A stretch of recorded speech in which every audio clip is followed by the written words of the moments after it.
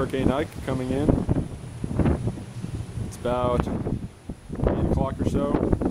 Tropical storm force winds. No hurricane winds yet, no rain, and as you can see we still have power looking out to the east.